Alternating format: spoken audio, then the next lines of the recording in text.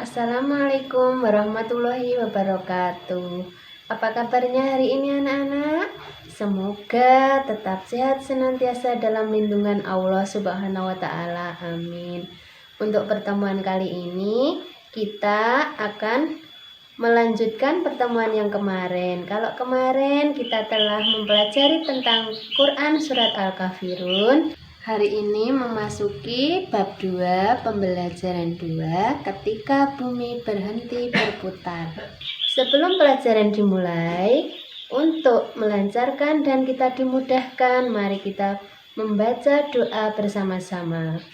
A'udzubillahi minasyaitonirrajim. Bismillahirrahmanirrahim. Raditu billahi rabba wa bil islami dina wa bi muhammadin nabiyya wa rasula. Rabbi zidni ilma warzuqni fahma. Amin. Nah anak-anak, selanjutnya mari kita saksikan video berikut ini.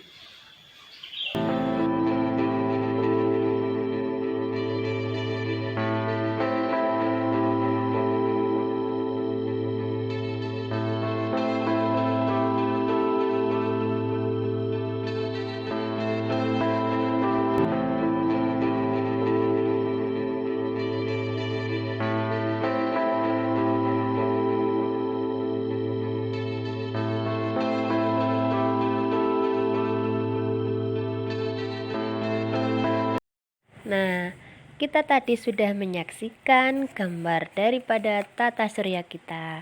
Di situ ada planet-planet termasuk bumi yang berputar dengan teratur pada porosnya. Bagaimana kalau planet-planet itu termasuk bumi sudah tidak berputar pada porosnya lagi? Nah, untuk itu mari kita akan mempelajari pelajaran 2 kelas 6, beriman kepada hari kiamat ketika bumi berhenti berputar. Mari kita saksikan video selanjutnya.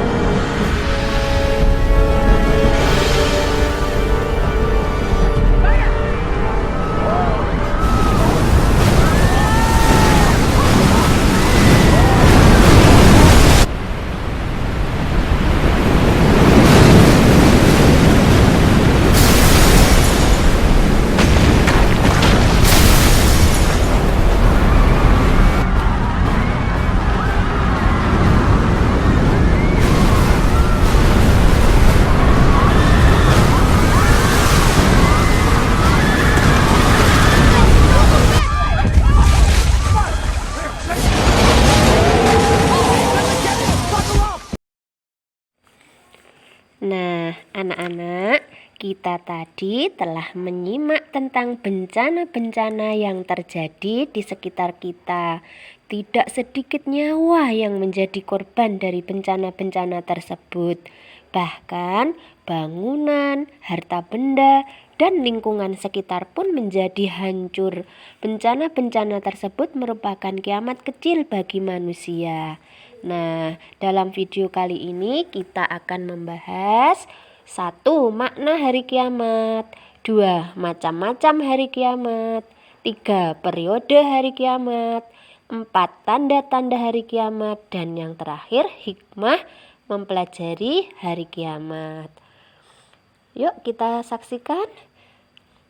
Anak-anak, hari kiamat adalah peristiwa hancurnya alam semesta beserta isinya, atau bisa diartikan hari berakhirnya seluruh kehidupan di dunia. Alam semesta akan hancur luluh termasuk di dalamnya manusia. Tidak ada satupun makhluk di dunia ini yang akan hidup setelahnya. Hari kiamat tidak diketahui kapan terjadinya. Hanya Allah Subhanahu wa Ta'ala saja yang Maha mengetahui kapan hari kiamat akan terjadi.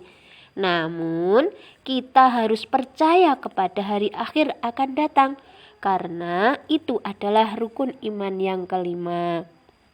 Selain itu, kita harus beriman karena telah dijelaskan di dalam ayat-ayat Al-Quran, di antaranya hari kiamat. Apakah hari kiamat itu? Tahukah kamu apakah hari kiamat itu? Pada hari itu manusia adalah seperti anai-anai yang bertebaran, dan gunung-gunung adalah seperti bulu yang dihambur-hamburkan. Quran Surat Al-Qari'ah ayat 1-5. Apabila bumi diguncangkan dengan goncangan yang dahsyat, dan bumi telah mengeluarkan beban-beban berat yang dikandungnya. Quran Surat Al-Zalzalah ayat 1-2. Apabila matahari digulung dan apabila bintang-bintang berjatuhan dan apabila gunung-gunung dihancurkan. Quran Surat At-Takwir ayat 1-3. Nah, berdasarkan ayat-ayat tersebut kita bisa mengetahui bahwa peristiwa kiamat merupakan kejadian luar biasa yang dahsyat. Dunia seisinya akan hancur luluh lantak, sementara manusia akan kacau balau kebingungan. Nah, inilah anak-anak makna dari hari akhir. Nah, sekarang kita akan membahas tentang macam-macam hari akhir. Jadi, hari akhir itu ada 2, yaitu 1, kiamat kecil atau kiamat sughra, yaitu hancurnya makhluk dan lingkungan di sekitar kita. Contohnya, kematian manusia, bencana alam yang terjadi secara alami, misalnya apa? Gunung meletus, banjir bandang, tsunami, kemudian kebakaran akibat ulah tangan manusia. Kemudian yang kedua apa? Kiamat kubra atau kiamat besar, yaitu hancurnya seluruh makhluk hidup di bumi, termasuk manusia. Tidak ada kehidupan lagi, itu kiamat besar. Contohnya, hancurnya bumi dan planet yang bertabrakan dan seluruh makhluk di muka bumi ini mengalami kematian. Nah, kemudian kita sampai kepada periode hari kiamat atau disebut juga dengan nama-nama lain dari hari kiamat. Setelah hari kiamat tiba, manusia akan dibangkitkan kembali. Periode ini disebut Yaumul Ba'ats, yaitu terdapat di dalam Quran Surat 58 ayat 6. Kemudian setelah dikumpulkan di padang mahsyar. Setelah berbangkit, kemudian dikumpulkan di padang mahsyar disebut dengan Yaumul Mahsyar atau hari berkumpul, ya, terdapat di dalam Quran Surat Al-Hasyr ayat 47. Setelah itu seluruh manusia dimintai pertanggungjawaban amal. Manusia akan menerima buku catatan amal yang kemudian dihisab. Nah, ya, hari itu disebut dengan Yaumul Hisab atau hari perhitungan amal. Terdapat di dalam Quran Surat 84 ayat 8. Setelah dihitung, disaksikan oleh semua anggota tubuhnya, kemudian amal akan ditimbang. Disebut periode Yaumul Mizan atau hari penimbangan. Terdapat dalam Quran Surat 21 ayat 47. Dan pada akhirnya Allah akan membalas amalan kita. Disebut dengan Yaumul Jaza atau hari pembalasan. Terdapat di dalam Quran Surat 40 ayat 17. Jika timbangan amal kebaikan kita lebih berat, surga menantinya. Sesuai dengan Quran Surat 10 ayat 9. Dan sebaliknya, apabila keburukan lebih berat, maka nerakalah yang menanti. Na'udzubillah. Terdapat dalam Quran Surat 10 ayat 8. Nah, itulah anak-anak tentang periode hari kiamat. Sekarang kita memasuki tanda-tanda hari kiamat. Tanda-tanda hari kiamat ada 2, yaitu tanda-tanda yang kecil. Apa saja? 1. Banyak ulama muslim yang wafat. 2. Ilmu agama dianggap tidak penting. 3. Maksiat dan kejahatan merajalela. 4.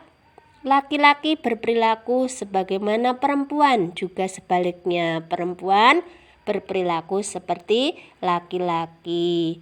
Yang kelima, banyak peperangan. Kemudian yang keenam, minuman keras merajalela.